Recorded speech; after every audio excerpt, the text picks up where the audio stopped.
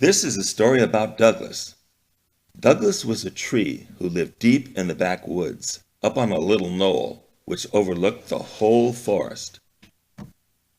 Now, most trees would have been very happy to live on a pretty hill with plenty of water and good soil and sunshine all to themselves, but not Douglas.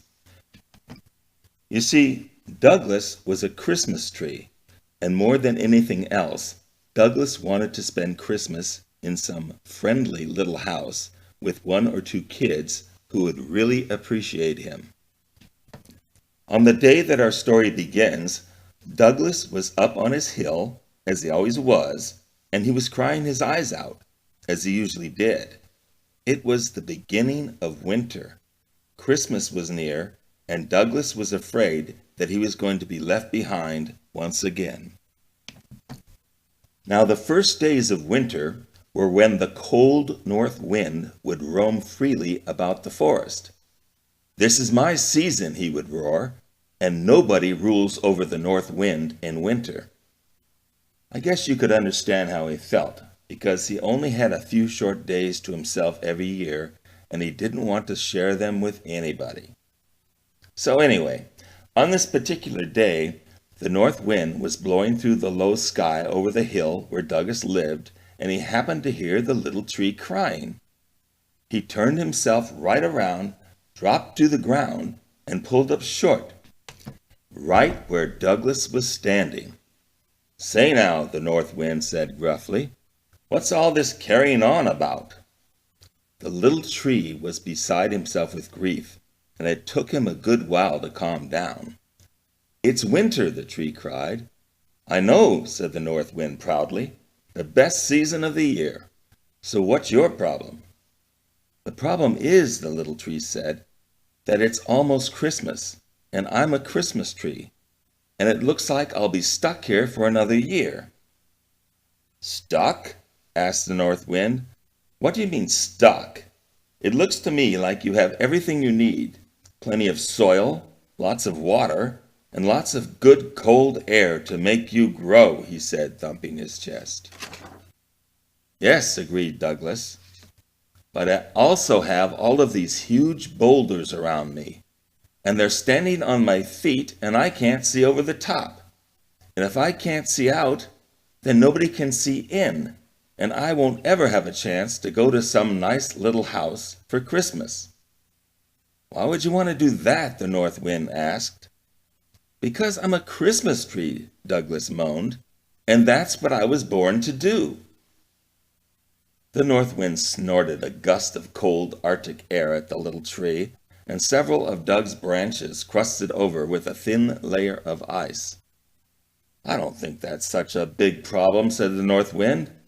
"All you have to do is wait until some humans come up here looking for you." "That's just it," wailed Douglas. "All of the other Christmas trees are down there in the forest.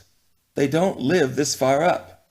Besides, the only place that any humans could see me is from that little clearing between the rocks, and who is likely to come up there?" "Why do you want to leave the forest anyway?" puffed the wind. "Seems to me you don't know when you're well off. You've got to learn who your real friends are, boy." "Well, it certainly isn't you," screamed Douglas. "My parents are down in the forest where they belong, and I have the notion that it was you who brought me up here in the first place." "Humph!" snorted the north wind. "I don't have to take insults from a whippersnapper like you, especially in winter." Then the north wind sucked in his belly and leapt into the sky. After a pass or two around the top of the forest, he turned left and was gone. All was quiet for a while, until Douglas softly resumed his whimpering. "Don't cry, little tree," said one of the huge boulders. "Is it really so bad living here on our pretty knoll?" "Yes," declared Douglas. "I'm a Christmas tree, and I belong in a nice house on Christmas Eve." "Well, maybe you'll go next year," suggested one of the other rocks. "Look at me," Douglas ordered. "Right now I can barely see over the top of your head, but by next year I'll be able to watch the whole forest. I'll be too big." If I don't find a home this year, nobody will want me." "Well, I don't know what we can do to help," answered the rock. They were all quiet again because they were feeling badly that Douglas was so unhappy. But then one of the boulders had an idea. "Listen," he said excitedly. "What if we all roll off of your feet? Then maybe you can get free and move down into the forest where someone can find you." Douglas was overjoyed. "Could you really do that?" "We can try," answered the boulder. And with that, the huge gray hunk of granite started to lean way over on his side. When he had leaned as far as he could, he brought himself back and swung all the way over to the other side. It was very slow at first, but after he got going, he was rocking feverishly back and forth. The ground trembled, and Douglas was bombarded with flying bits of gravel. In fact, the boulder was shaking so hard that Douglas was sure the huge rock was going to break himself up into 1,000,000 pieces. Abruptly, the giant slab stopped.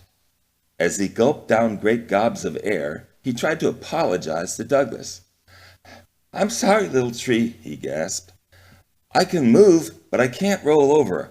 I guess I'm just too deep in the ground." "That's okay," Douglas said. "I know you tried." One of the other boulders said, "Would you like me to try, Douglas?" But Douglas shook his head. "No, I don't want anybody to get hurt on my account." "Well, there must be something we can do," the boulder said. Just then, a few of the neighborhood birds, who had been watching the whole affair, came up with an idea. "Douglas," they chirped, "what if we can pull you out?" "Well, I don't know," said Douglas. "Do you think you can?" "We can try." So 4 or 5 of them flew up over the little tree, and while they were hovering there, they each took hold of one of his top branches. One of the birds yelled, "Ready, set, go!"